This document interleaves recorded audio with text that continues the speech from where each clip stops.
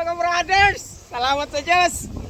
Dahil hindi tayo pinabayaan ng mga taga Tanawan. Yan nga. Yan. Tatat mo na. Ano? Ayos. Overacting to si brother eh. Brother. Hindi natin siya. Yan mga brothers. Nasimula na yung ating kubo. Salamat sa Diyos. Ito po ang foreman. Talaga nag-ano na. Talagang...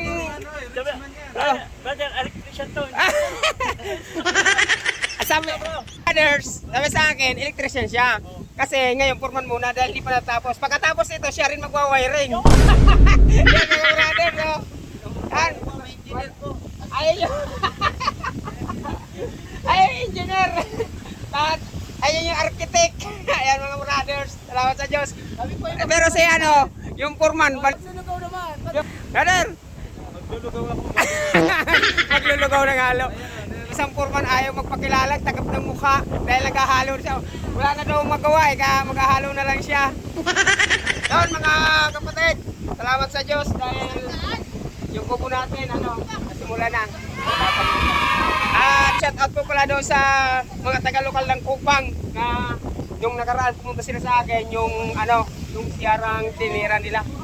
Ayun, salamat sa Diyos mga kapatid at sa mga buong kapatiran na sumasampalataya raw. Brother, sumasampalataya ba? Sumasampalataya.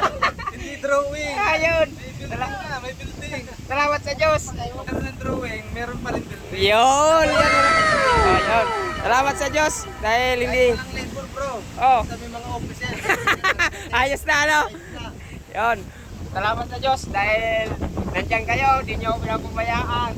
Walang katulad, kahit sila pumunta, marami akong kapatid. Yan, salamat sa Diyos.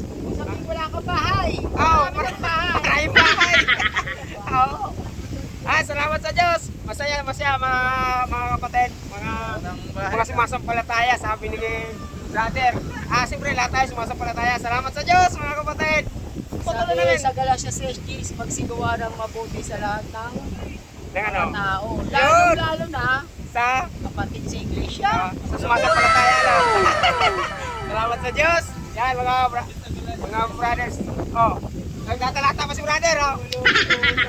Tulong tayo sa pagdadala ng bata. Doon natin matutupad ang boto sa negosyo. Yun. Amen.